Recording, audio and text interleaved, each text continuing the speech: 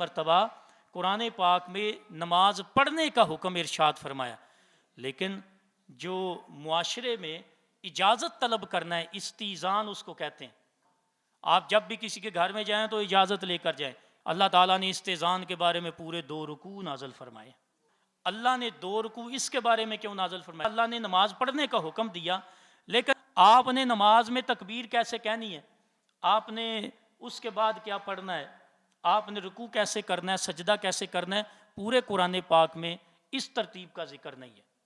لیکن میں آپ سے پوچھتا ہوں کہ جب آپ کسی کے گھر کے سامنے جائیں، دروازے پر دستک دیں تو اجازت لے کے اس کے گھر میں داخل ہونا، یہ نماز سے کوئی بڑا کام تو نہیں تھا۔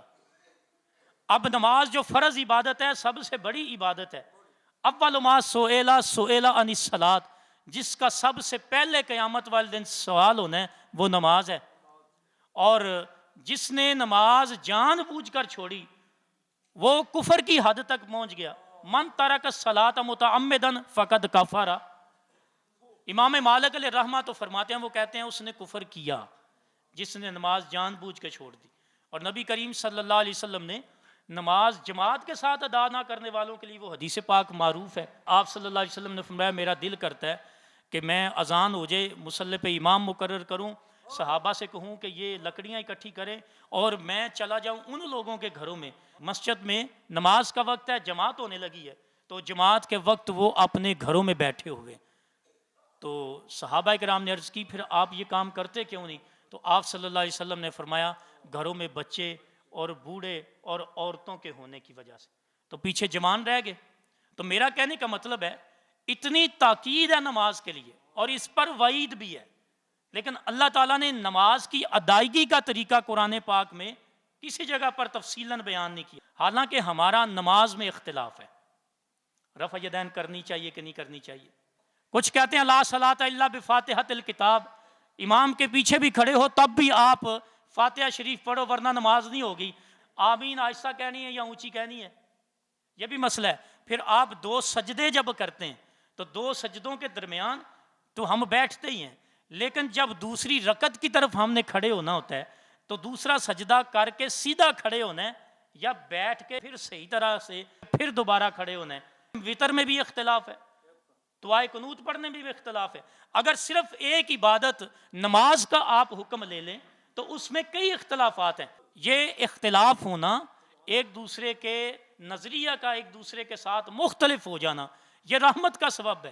اس سے کئی باتیں اور سامنے آتی ہیں، کئی نئی چیزیں واضح ہوتی ہیں۔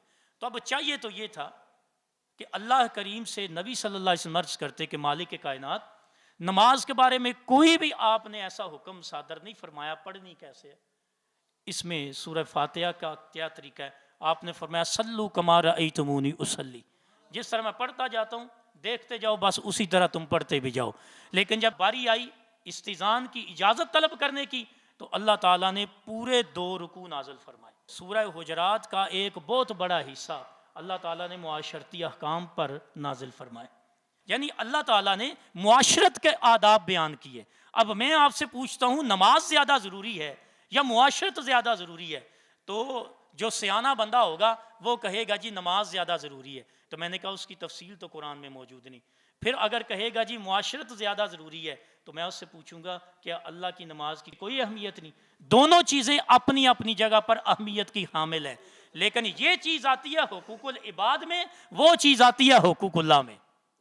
آپ کہتے ہیں کہ اللہ کریم کی بارگاہ سے بندہ معافی مانگے تو مالک کائنات تو 2 آنسوؤں کے بدلے بھی معاف فرما دیتا ہے، اور کہتا ہے کہ اگر تمہیں آنسو نہ آئے، تم گڑ گڑا نہیں سکتے تو رونے والا منہ بنا لو، پھر بھی اللہ معاف کر دیتا ہے۔ اور کچھ بھی نہ ہو تو جس طرح وہ 100 بندوں کا قاتل تھا، اس نے بس نیت کی تھی کہ میں جاؤں گا توبہ کروں گا تو اللہ سے معافی مانگوں گا، وہ تو اس رستے کی طرف چلا جدھر نیک لوگ رہتے تھے، نیت اس کی یہ تھی کہ وہ توبہ کرے گا، اللہ نے مغفرت عطا فرمائی ہے۔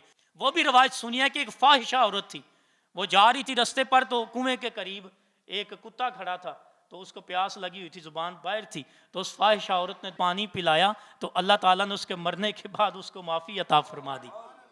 ہم کہتے ہیں معافی اللہ فرمانے پر آئے تو عطا فرما دیتا ہے، لیکن وہ کہتا ہے جو میرے بندوں کے حقوق ہیں وہ بہت سخت ہیں۔